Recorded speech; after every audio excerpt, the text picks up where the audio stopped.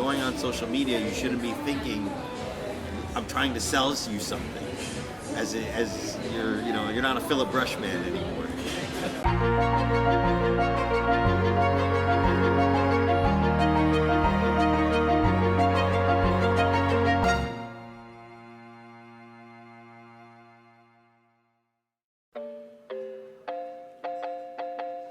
Oftentimes I feel confused because there's so much of it. Social media is everywhere, between Twitter and Facebook, LinkedIn. I mean, there's a flavor for everybody, and some people use all the flavors and some people use a few of the flavors, and sometimes it's hard to figure out what flavor might be best for you based upon what you want to do. How do you start? I don't know.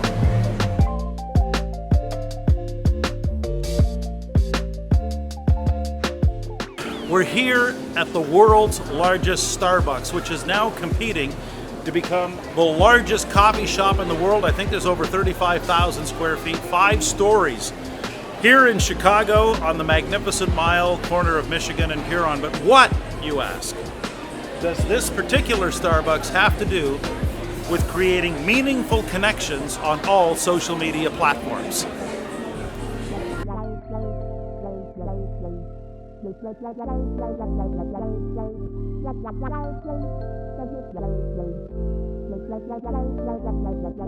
Selling techniques and programs in the past, always taught you, make sure you have an ask, make sure you tout, what you're promoting and what you're selling and why it's unique. But this is a different animal. We're in a different generation. This is an internet generation, and the world's changed, and a lot of people don't realize that. And I think that separates it. That when you're going on social media, you shouldn't be thinking, I'm trying to sell you something. As you're not a Philip Brush man anymore.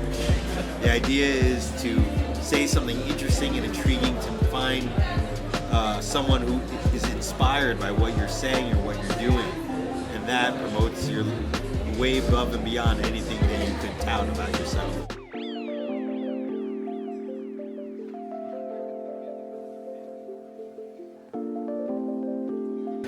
Well, I think social media brings out the good and bad of everybody. It is what you are with a microphone and an amplifier, right? If you're a really good, nice, kind-hearted person, that's going to come across all channels. If you're someone who's grandizing and a bully, or you're someone that looks to hurt people, that's also going to come across. It's about getting to know the people around you, getting to know what's interesting about the people around you. One of the things that's most interesting about my friend David is if we were just 2 guys in a coffee shop, we would be talking about what I find fascinating is your incredible baseball card collection and the story of how you took, 10 cards and you sold them for like $250,000? That's right. People got to know that story. Sure. So I'm the owner of a sports card and memorabilia business, and one of our proudest moments was when we made a deal to sell $250,000 worth of baseball cards. And do you remember those cards? Oh, absolutely. It was some of the creme de la creme, the alphas. It was Ty Cobb cards, Babe Ruth, Christy Mathewson, Jim Thorpe, Whitey Ford rookie cards, Joe DiMaggio rookie cards. Some of the things that you always thought would be in a museum one day, and here they were in the palm of my hands. And here you are. Like, I was a kid, I remember collecting baseball cards, and of course, being from Canada, hockey cards. Hey, big Blackhawks fan as a kid, Tony Esposito, Bobby Hull, Stan Mikita, but you actually were the kid who took care, really took care of your baseball cards. Well, I'd heard the stories, right? Everyone said my mother threw out my baseball cards, and that's why they're so valuable. So every mother on my block knew that don't touch the kids' baseball cards. We took extra special care of those cards to make sure that they would be valuable one day. And this is the great thing, I think, about what potential social media has, is to have more conversations with interesting people, with interesting stories to tell. David and I could talk literally all night about baseball cards, and but that, I think, is the spirit of the coffee shop. When I see, I'll just call them for what they are, pissing matches on social media, right away I think those people aren't in the coffee shop anymore. They're at the late night country bar. You know, David, what happens at the late night country bar after midnight? Nothing good. That's it, nothing good.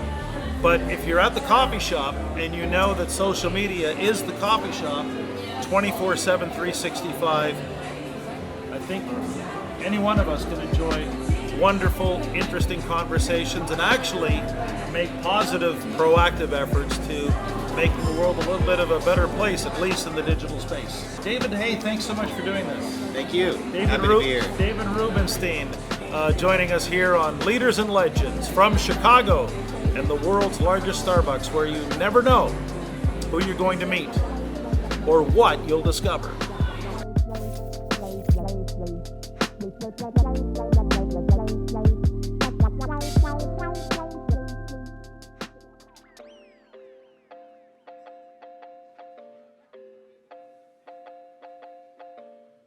So as of right now, it's not official in the Guinness Book of World Records, but this is the world's largest Starbucks and also the world's largest coffee shop. So in Saudi Arabia, the Al Mesa Cafe has seats for over 1,000 people. We also have seating for 1,000, but we are 35,000 square feet, so we are the largest. Al Mesa Cafe does not roast their own coffee. We do. We have our roaster here. We have a bakery with Italian goods, delicious cornetti, pizza, soups, salads, pastas, sandwiches. We have an experiential coffee bar with liquid nitrogen infused gelato, 7 different coffee brewing methods.